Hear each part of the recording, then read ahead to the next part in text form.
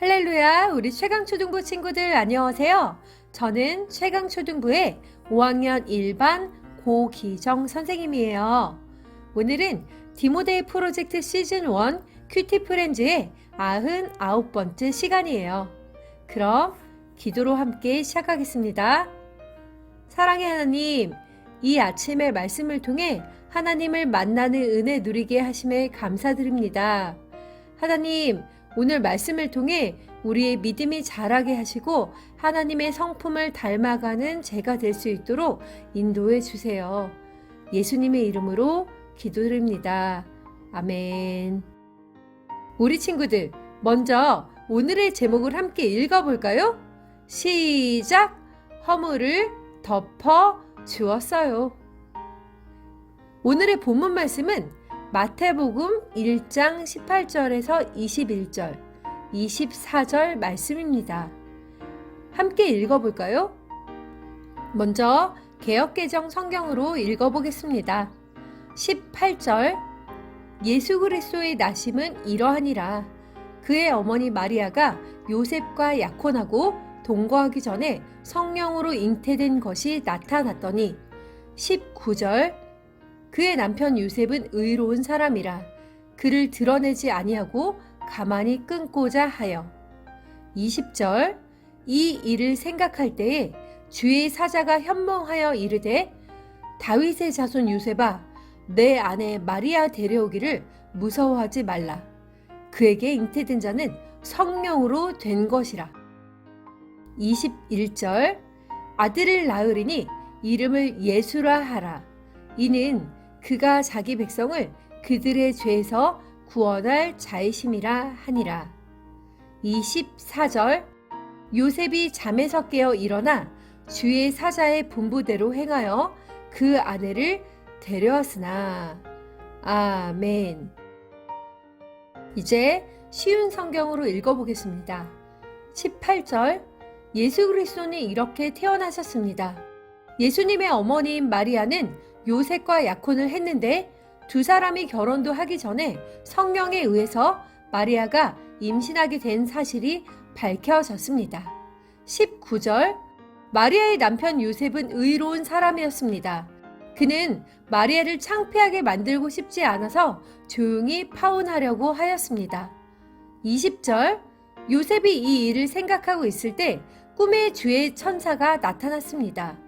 천사는 요셉에게 이렇게 말했습니다. 다윗의 자손 요셉아, 마리아를 아내로 삼는 것을 두려워하지 마라. 마리아가 아기를 가진 것은 성령께서 하신 일이다. 21절, 마리아가 아들을 낳을 것인데 이름을 예수라고 하여라. 그가 자기의 백성을 죄에서 구원해낼 것이다. 24절, 요셉은 잠에서 깬 후 주의 천사가 명령한 대로 했습니다. 요셉은 마리아와 결혼하였습니다. 아멘. 자, 이 시간은 생각 퀴즈 시간입니다.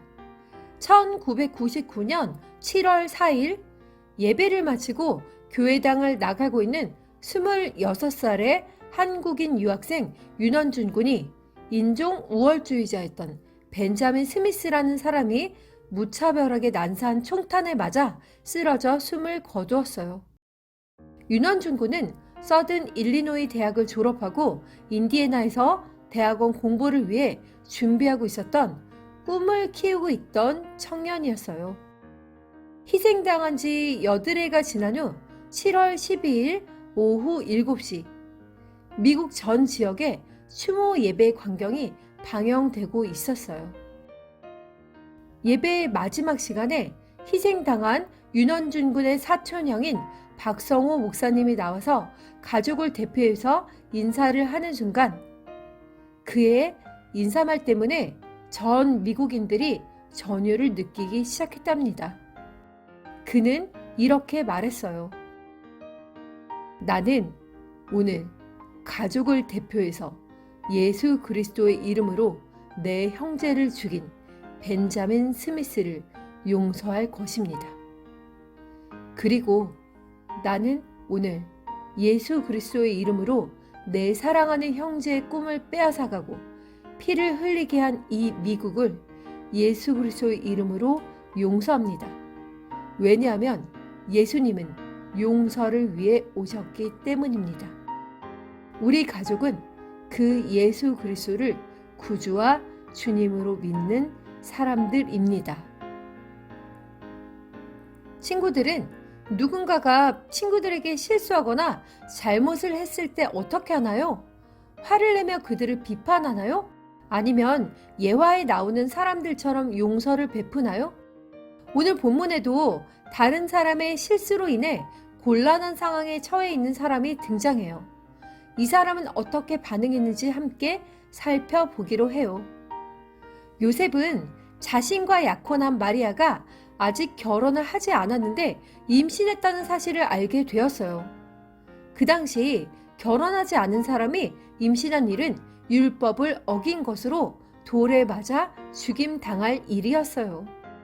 또한 율법을 잘 지키던 요셉의 입장에서 마리아의 임신은 자신의 명예와도 관련된 일이었어요.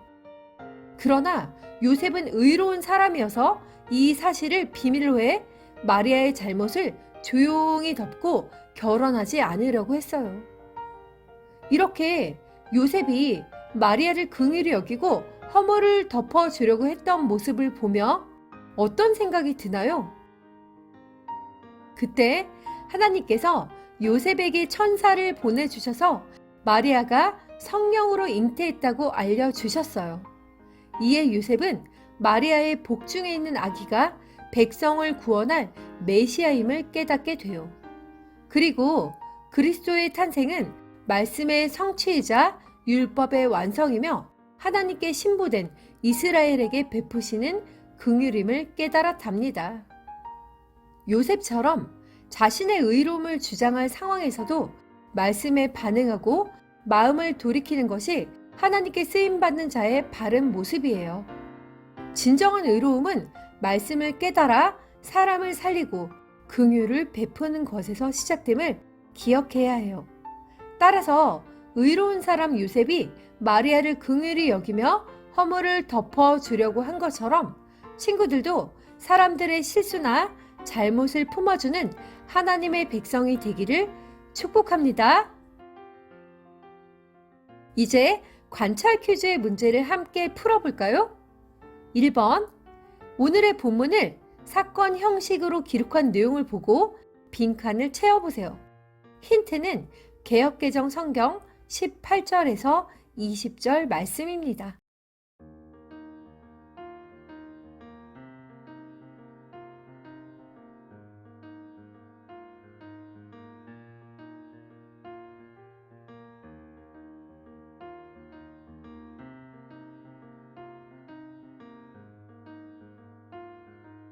이제 선생님과 함께 빈칸을 채워서 1번부터 6번까지 함께 읽어봅시다. 1번. 요셉이 가만히 약혼을 끊고자 함. 2번. 요셉이 마리아의 잉태를 알게 됨. 3번. 마리아가 성령으로 잉태함. 4번. 요셉과 마리아가 약혼함. 5번. 요셉이 마리아를 데려옴. 6번. 주의 사자가 현몽하여 알려주심. 2번. 오늘의 본문 내용의 번호를 순서에 맞게 적어보세요. 힌트는 개역개정 성경 18절에서 20절 말씀입니다.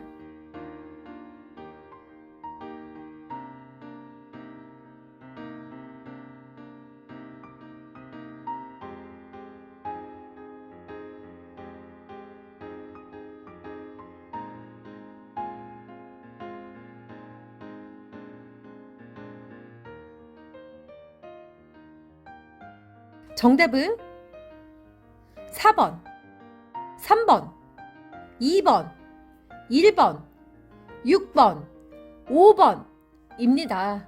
친구들 참 잘했어요. 지금은 결심 퀴즈 시간입니다.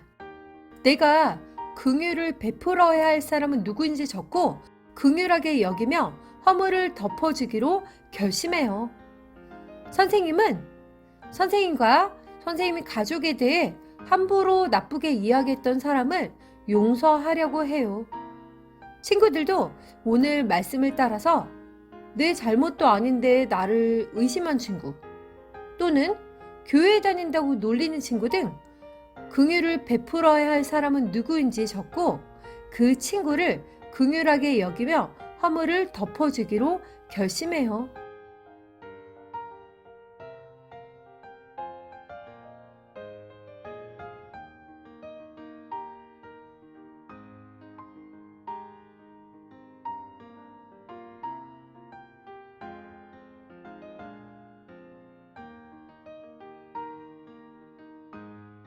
자, 그러면 이제 기도로 오늘 큐티 프렌즈를 마치도록 하겠습니다. 긍휼의 하나님, 오늘 말씀을 통해 하나님께 쓰임받는 자는 말씀을 깨달아 사람을 살리고 긍휼을 베풀어야 한다는 것을 깨닫게 해주셔서 감사합니다. 하나님의 자녀로서 다른 친구들의 허물을 덮어주며 긍휼히 여길 수 있는 마음을 허락해 주셔서 의로운 삶을 살아갈 수 있도록 도와주세요. 예수님의 이름으로 기도합니다. 아멘.